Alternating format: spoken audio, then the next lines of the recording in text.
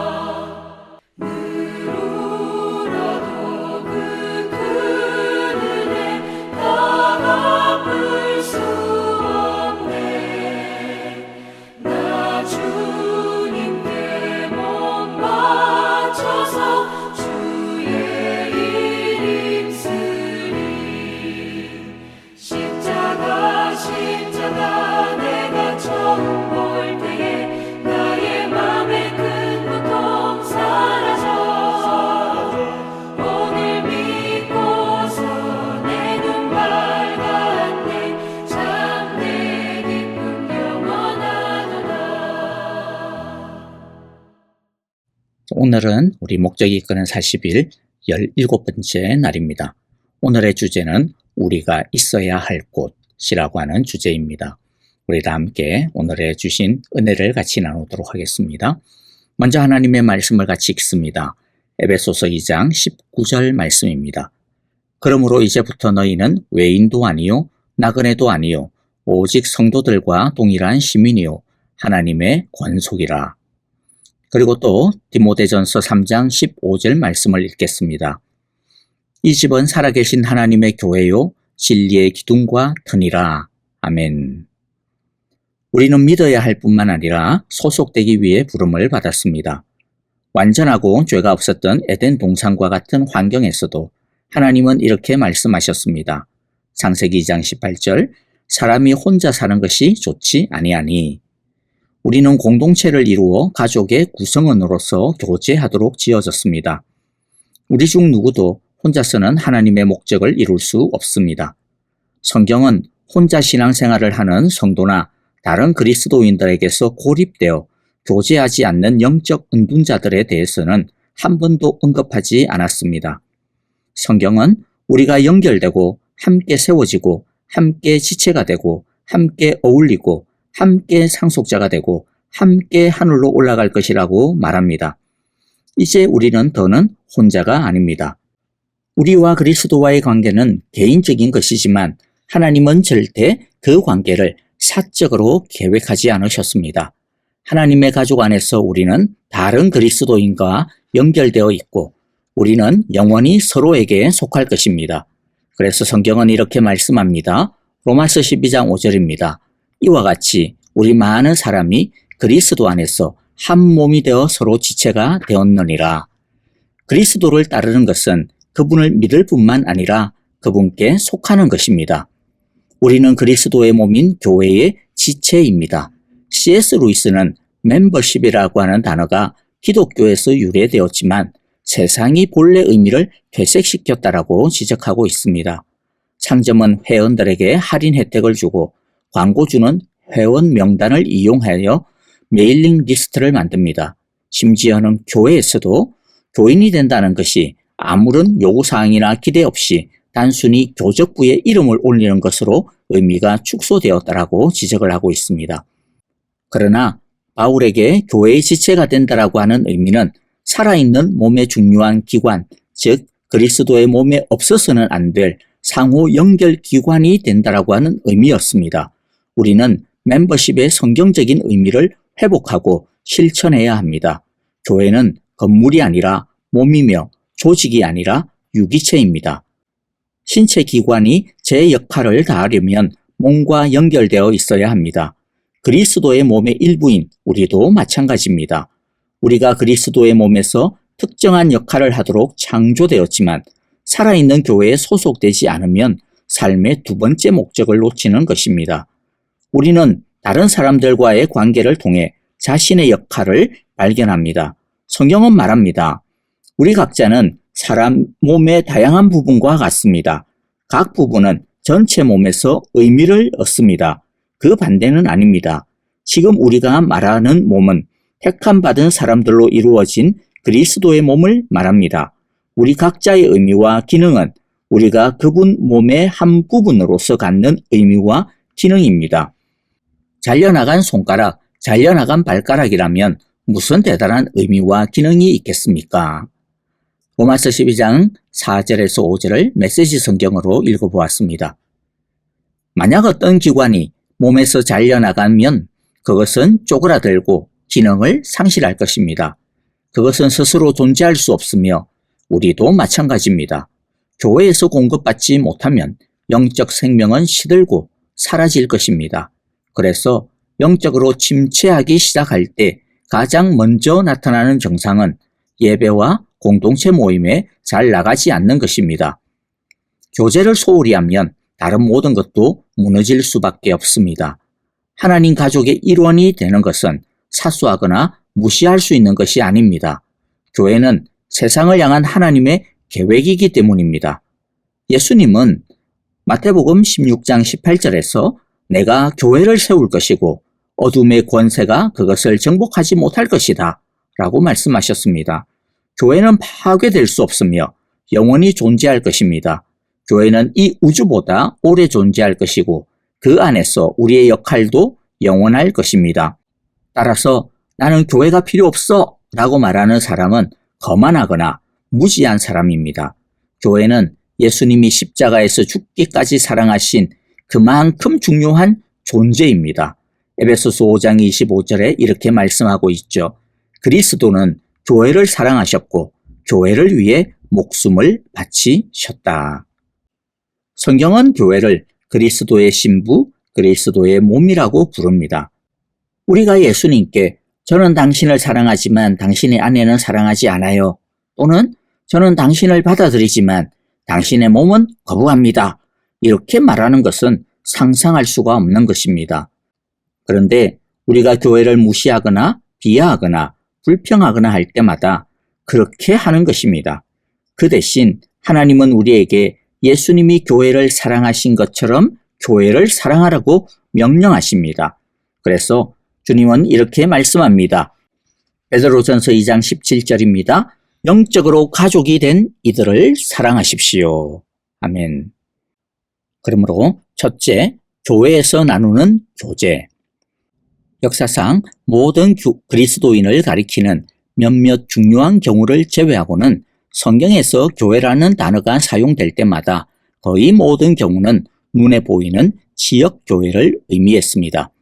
신약 성경은 그리스도인이 지역교회에 속하는 것을 당연하게 여겼습니다. 교회에 속하지 않는 그리스도인은 다른 교인들에게 영향을 미치는 심각한 죄 때문에 교회의 징계를 받고 공동체에서 제외된 사람들이었습니다.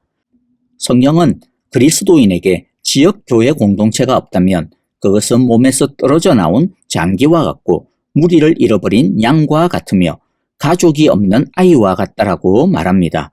즉 그것은 지극히 부자연스러운 상태라는 것이죠. 에베소서 2장 19절에서 그래서 이렇게 주님은 말씀합니다. 그러므로 이제부터 너희는 외인도 아니요 나그네도 아니요 오직 성도들과 동일한 시민이요 하나님의 권속이라 하나님의 가족이라.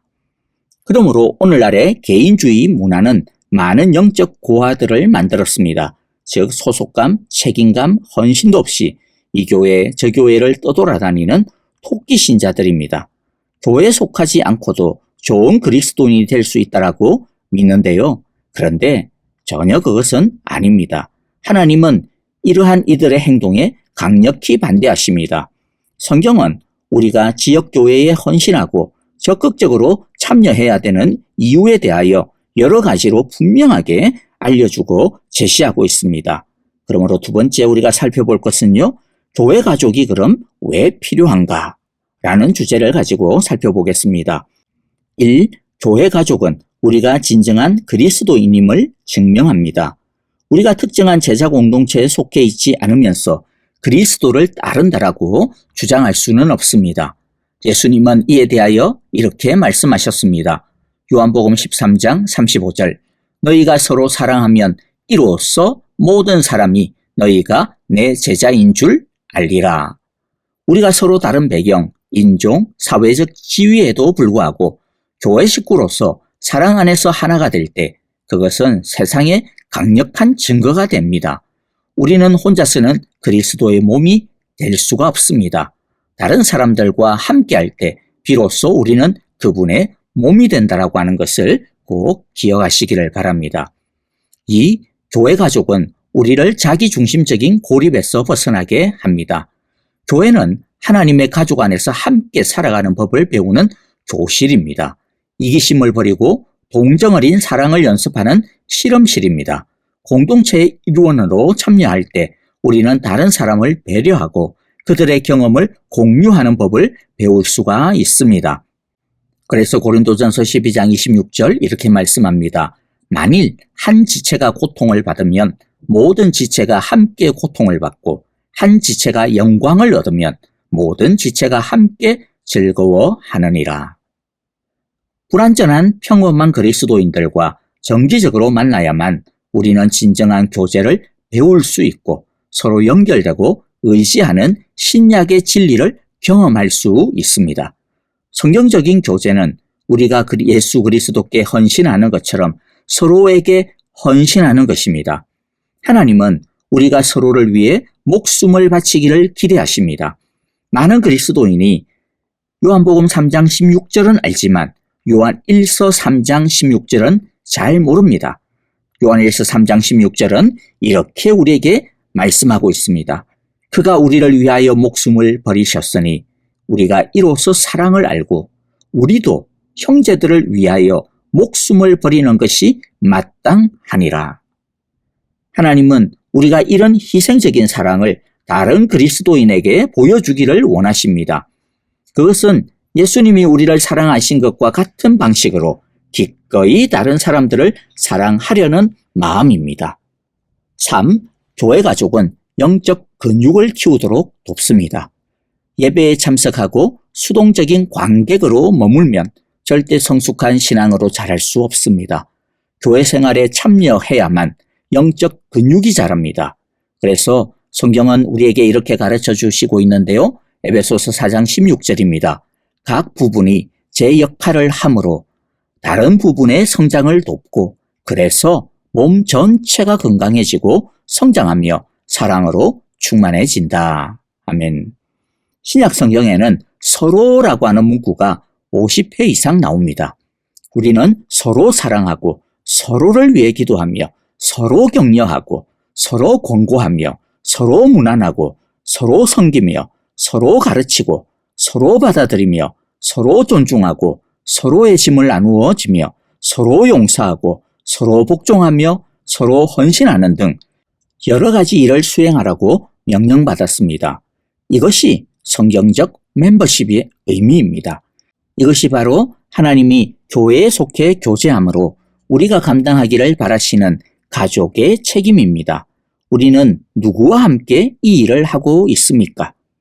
주변에 방해하는 사람이 없으면 거룩해지기가 더 쉽다라고 생각할 수 있지만은요. 그런데 그것은 거짓되고 검증되지 않은 거룩함에 불과합니다. 고립은 자기 기만을 낳습니다. 우리에게 도전하는 사람이 없으면 자신이 성숙하다라고 착각하기 쉬운 것이죠. 하지만 진정한 성숙함은 관계에서 드러납니다. 우리가 성장하려면 성경만으로는 충분하지 않습니다. 다른 그리스도인이 필요합니다. 우리는 서로에게 배우고 서로에 대해 책임을 지면서 더 빠르고 더 강하게 성장할 수 있습니다. 다른 사람들이 하나님이 가르쳐 주신 것을 나눌 때 우리도 함께 배우고 함께 성장하는 것입니다. 4. 그리스도의 몸은 우리를 필요로 합니다. 하나님은 우리에게 그분의 가족 안에서 맡은 특별한 역할을 주셨고 이를 사역이라고 합니다. 하나님은 이를 위해 우리에게 은사를 주셨노라 성경에서 말씀하고 있습니다. 고린도전서 12장 7절입니다. 은사는 교회를 돕는 데 사용하라고 주신 선물이다. 하나님은 교회에서 우리의 은사를 발견하고 발전시키며 사용하기를 원하십니다.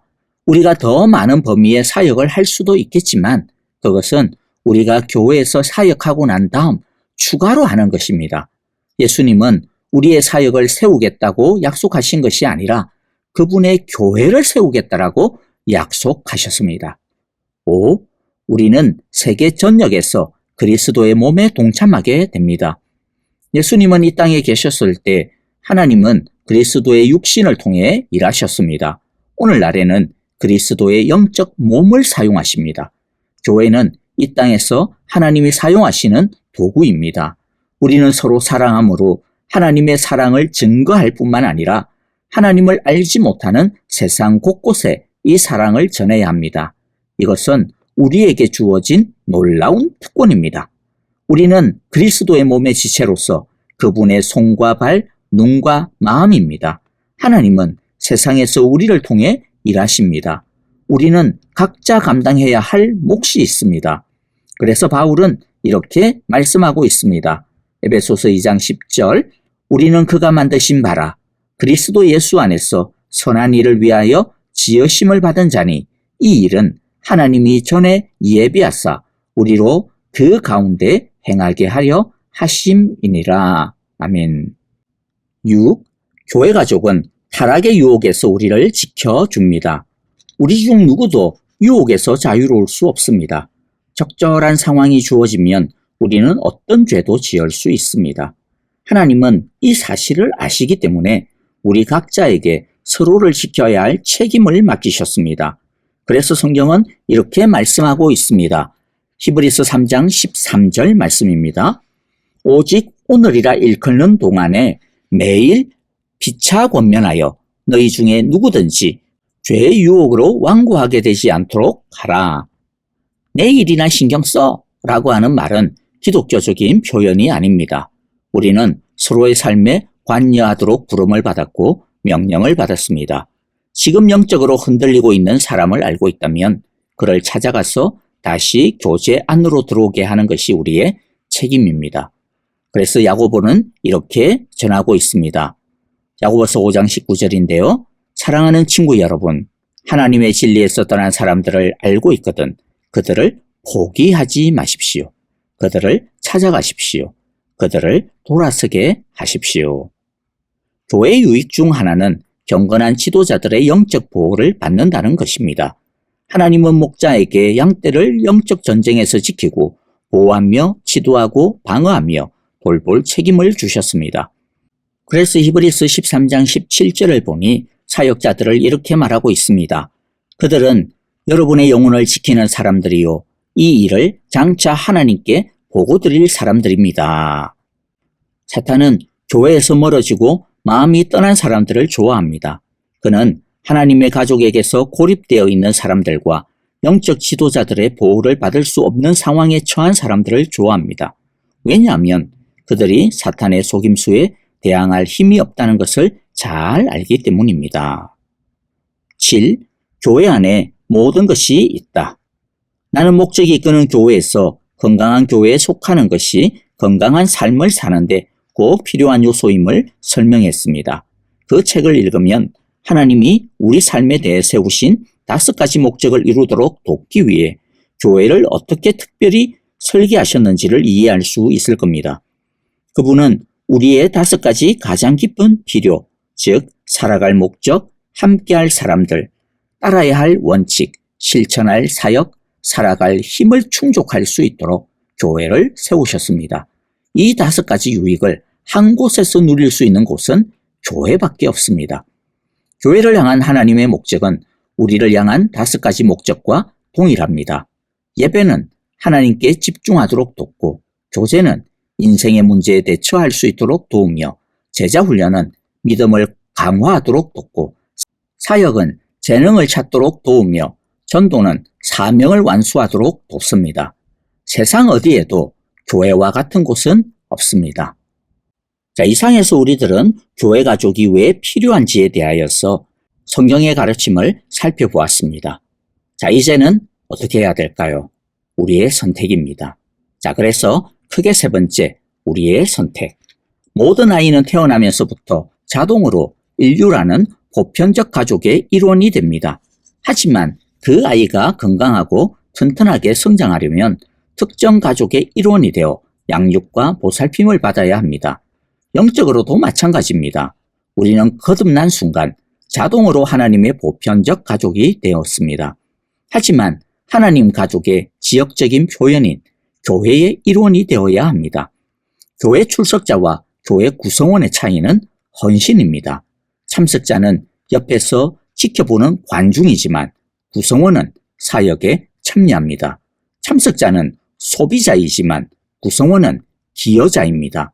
참석자는 책임을 분담하지 않고 교회의 혜택만 얻기를 원합니다. 그들은 결혼에 대한 헌신 없이 함께 살기를 원하는 부부와 같습니다. 교회 구성원이 되는 것이 왜 중요할까요? 그것은 우리가 영적 형제 자매에게 이론이 아닌 실제로 헌신하고 있음을 증명하기 때문입니다. 하나님은 우리가 이상적인 사람이 아니라 실제적인 사람, 즉 현실에서 함께 살아가는 사람들을 사랑하기를 원하십니다. 우리는 완벽한 교회를 찾아 평생을 보낼 수 있겠지만은 그런 교회는 없습니다. 우리는 하나님처럼 불완전한 사람들을 사랑하도록 부름을 받았습니다. 사도행전에서 예루살렘의 그리스도인들은 서로에게 매우 구체적으로 헌신했던 것을 우리가 보게 됩니다. 그들은 교제에 전념했습니다. 성경은 이것을 이렇게 가르쳐주고 있습니다. 사도행전 2장 42절, 그들이 사도의 가르침을 받아 서로 교제하고 떡을 떼며 오로지 기도하기를 힘쓰니라. 하나님은 오늘날 우리들에게도 그들과 같은 헌신을 기대하십니다. 그리스도인의 삶은 단순히 그리스도께 대한 헌신을 넘어 다른 그리스도인들에 대한 헌신도 포함합니다. 마게도냐의 그리스도인들은 이것을 잘 이해했습니다. 그래서 사도 바울은 마게도냐 교회의 이 헌신에 대하여 이렇게 칭찬하고 있습니다. 고린도후서 8장 5절입니다. 그들은 우리가 기대했던 것 이상으로 먼저 자신을 주님께 드리고 난 후에 하나님의 뜻대로 우리에게도 주었던 것입니다. 하나님의 자녀가 되었다면 교회의 구성원이 되는 것은 자연스러운 다음 단계입니다. 우리는 그리스도께 헌신함으로써 그리스도인이 되지만 교회의 구성원이 되려면 성도 공동체에 헌신해야 합니다. 첫 번째 결정으로 우리는 구원받고 두 번째 결정으로 우리는 서로 교제할 수 있습니다. 아멘. 자, 이제 오늘의 내용을 좀 정리하도록 하겠습니다. 먼저 생각할 점, 바로 오늘의 내용의 핵심을 다시 한번 짚어봐야 되겠죠. 무엇입니까? 나는 믿어야 할 뿐만 아니라 교회에 속하도록 부름받았다. 나는 믿어야 할 뿐만 아니라 교회에 속하도록 부름받았다. 자, 그래서 우리 함께 오늘 외울 말씀 같이 나누어 보겠습니다. 로마서 12장 5절 말씀입니다. 이와 같이 우리 많은 사람이 그리스도 안에서 한 몸이 되어 서로 지체가 되었느니라. 다시 한 번 더 로마서 12장 5절을 읽어보겠습니다. 이와 같이 우리 많은 사람이 그리스도 안에서 한 몸이 되어 서로 지체가 되었느니라. 아멘. 삶으로 떠나는 질문 우리 함께 나누면서 오늘 내용을 같이 묵상하고 또 적용하고 헌신을 우리 주님께 드리는 시간 되었으면 좋겠습니다. 삶으로 떠나는 질문 이렇습니다. 나는 하나님의 가족을 사랑하고 그들에게 헌신했다는 것을 보여줄 정도로 교회에 참여하고 있는가? 오늘의 질문은 우리 자신을 돌아보는 반성의 질문일 뿐만 아니라 헌신의 질문인 것 같습니다. 다시 한번 삶으로 떠나는 질문 여러분들에게 함께 나눕니다. 나는 하나님의 가족을 사랑하고 그들에게 헌신했다는 것을 보여줄 정도로 교회에 참여하고 있는가? 그리스도의 몸을 건강하게 세우도록 초청하시고 부르시는 우리 주님의 그 부르심에 음성에 우리 모두 아멘으로 응답하고 헌신으로 주님께 나아가는 우리 모두가 되어지기를 간절히 바라고 기도합니다. 자, 이제 우리 함께 오늘 내용을 가지고요, 기도하고 또 주님 앞에 나아가도록 하겠습니다. 또 교회를 위하여 기도합니다. 이 사순절에 주님의 성령의 충만한 은혜를 부어주소서, 십자가의 사랑의 충만함을 부어주소서, 예수 그리스도의 그 사랑의 품에 거하게 하소서라고 우리 함께 기도하고요. 목적이 이끄는 40일, 특별히 세 번째 주간 이 교제, 하나님의 가족으로 부르심을 받은 이 내용을 통하여서 주님 우리 사랑의 교회 온 믿음의 식구들은 더욱더 주님의 사랑 안에서 하나가 되게 하소서. 주여 우리 안에 혹여라도 막힌 마음들, 상한 마음들이 있다면 치유하여 주소서. 나부터 마음을 조금 더 열어 함께 하나가 되게 하소서. 우리 그렇게 기도하고요. 정말로 주님의 건강한 우리 사랑의 교회라고 하는 그리스도의 지체를 세워나가게 하소서라고 우리 함께 기도합시다. 목장 식구들 그리고 또 우리 목자 목녀님들을 위하여서 특별히 기도하시기를 바랍니다. 또 우리 아프신 분들을 위하여 기도합니다. 김정숙 권사님, 오영자 권사님, 또 조창준 장로님, 박미성 집사님, 특별히 우리 지수영 집사님, 여러분들 마음을 다하여서 사랑으로 간절하게 주의 능력과 은혜를 부어주소서, 치유와 강건함을 주소서라고 우리 함께 기도하기를 원합니다. 선교사님들을 위하여서도 함께 기도합니다. 가정을 지키시고 사역의 안전을 지켜주시고 사역의 열매가 있게 하소서, 부흥의 역사를 주옵소서라고 우리 함께 기도하기를 바랍니다. 마다가스카르와 그리고 또 지금 전쟁의 고통이 있는 중동과 우크라이나를 위하여서 주여 평화를 속히 허락하소서라고 우리 함께 기도하기를 원합니다. 다 함께 우리 찬양하며 기도하겠습니다. 안녕히 계십시오. 감사합니다. 오늘도 주의 사랑 안에서 승리하시고 평안하시기를 바랍니다. 안녕히 계세요. 감사합니다.